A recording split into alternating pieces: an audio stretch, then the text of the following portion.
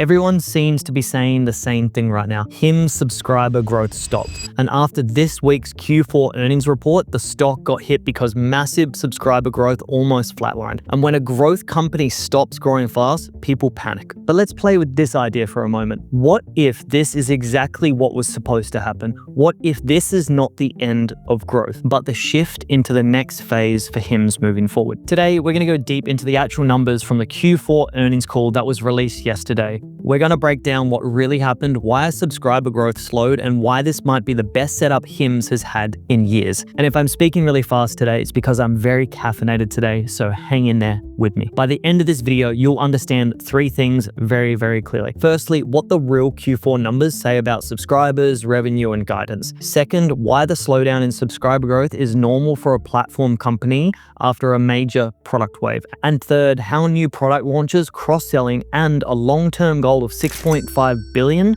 by 2030 could turn this into a massive opportunity in the next bull run. Welcome to the game, it's the Eastern Stars by Mikhail Kuhar. And if you're new to this channel, my name is Mikhail. One of my highest values in life is freedom. It's how I've been able to live remotely for the last 8 years. It's exactly why I've been a part of building X10 day trading over the last 4 years, because we've seen in the markets, usually from the hundreds of conversations we've had, people lose anywhere from $15,000 to $20,000 on average in the markets learning how to day trade. We solved that problem, and I'm going to show you exactly how we've done that. And I'm going to quickly walk you through some results from this week inside of our members area. We built a software that we've invested over $1 million in the last 4 years that allows professional traders to trade directly through your Interactive Brokers account without you having to do anything, which I truly believe these are the two things you need to generate real freedom in life, which is time freedom and money freedom. So let's walk through this week's results of what we've done so far. So these are some of the trades from the week that's just gone past. You can see here till Feb 13th. And this is from September, October, November, December.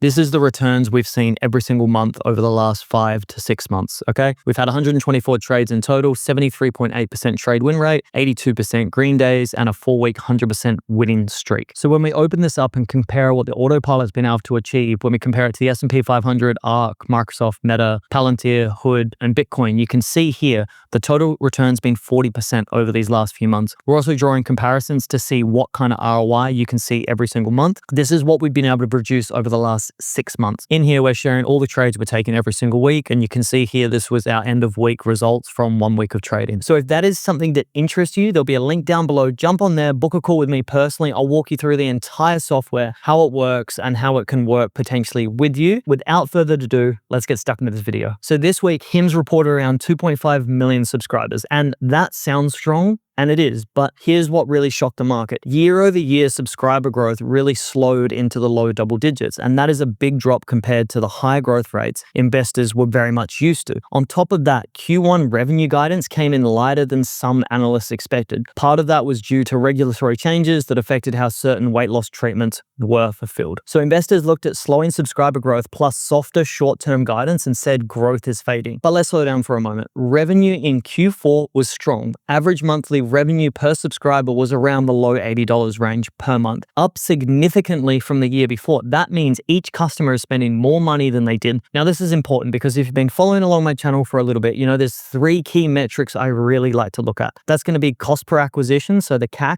the amount of money the company needs to spend to acquire a customer. We also speak to lifetime value, which is when a customer comes in the door at HIMS, what is the average lifetime value, meaning how much money do they spend with HIMS? And the last one is going to be the average revenue generated per customer. Because a subscriber is not just a headcount number. What matters is how much revenue each subscriber generates over time. So if we talk about what's really happened, HIMS just finished its first massive product wave. Like, it was really big. And the early days were driven by sexual health and hair loss. And then came weight loss. And weight loss was huge. It really pushed the numbers. But when that product launched, it brought in hundreds of thousands of new subscribers very, very quickly. Demand literally exploded. But here is what always happens with a big launch. There is always this first wave, early demand comes in and there's this big spike and it looks cool. And then the expectation is different. And then it drops down, not because the product failed, but then the first wave is just done. Every major product in history works like this as well. Phones, streaming services, software platforms. There is a surge, then a stabilization. That is exactly exactly what we are seeing right now. The subscriber base expanded fast during the weight loss surge, and now it is stabilizing around 2.5 million. While total subscriber growth slowed, something else improved: cross-selling. Management shared that more than 20% of subscribers are now purchasing multiple product lines. That percentage has been rising. Think about what that means. Someone joins for weight loss, then they add labs, then they add hormone support, and now instead of one product, that single subscriber becomes 2 or 3 revenue streams. This is something that really ticks up the average spend per subscriber. And that is exactly what we saw in Q4: higher revenue per user, stronger monetization, better quality growth. This is the shift from pure subscriber expansion platform to really building depth in their audience. Now, let's talk about the product cadence. In the past, HIMS would launch a major new category slowly. Now, management is rolling out new products multiple times per year. During the earnings discussion, they highlighted expansion in hormone therapy, new lab testing services, and continued expansion in weight loss programs. Now, each new category opens a door for new subscribers. And from the new subscribers, there's cross-selling that happens again. And it just gives them another reason to spend more in different areas. This is a well thought out strategy, and wave 1 brings in hundreds of thousands. Wave 2 brings in more. In the marketing world, there's a cliche term that gets thrown around a lot. It's sell them what they want and then give them what they need. So on the front end, you sell them what they want.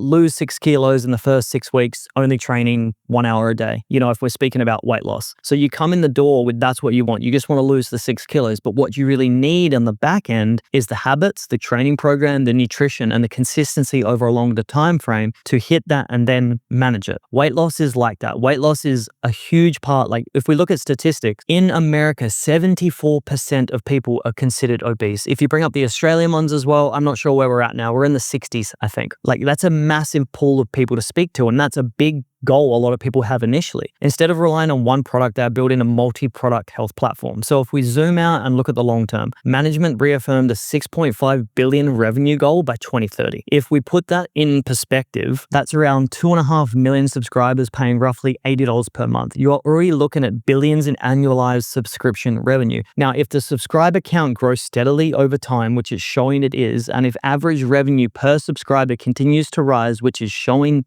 it is, if cross-sell increases beyond 20%, and if new categories launch multiple times per year, you can start to see the path toward that 2030 target become more and more visible. And here is where long-term upside comes in. In a strong bull market, platform companies with recurring revenue and expanding margins often get premium valuations. If HIMS executes on multi-product expansion, increases lifetime value per subscriber, and moves toward that multi-billion revenue goal, the stock could have serious leverage in the next cycle. This is where people start talking about 10x and 20x potential over several years, not because of heights, because of the fundamentals of the machine they built. The recurring revenue platforms can scale hard once the base is built. Right now, the base has been built. 2.5 million subscribers, rising revenue per user, and growing through cross-sells.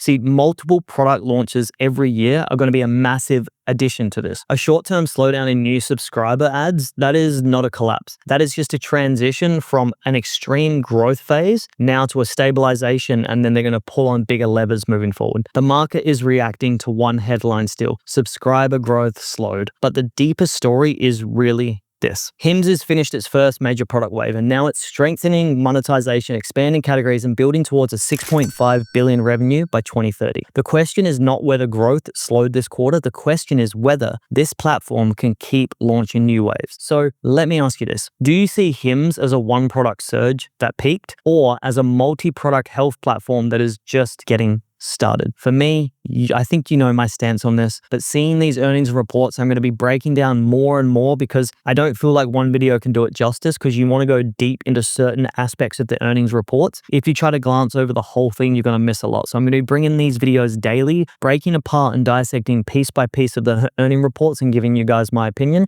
I would love to hear in the comments below. Let me know your thoughts and let me know anything you'd like me to make a video on around HIMS. As always, I'll be seeing you guys in a video tomorrow. And if you want to find out more about the day trading and what we do on the inside, check the link below.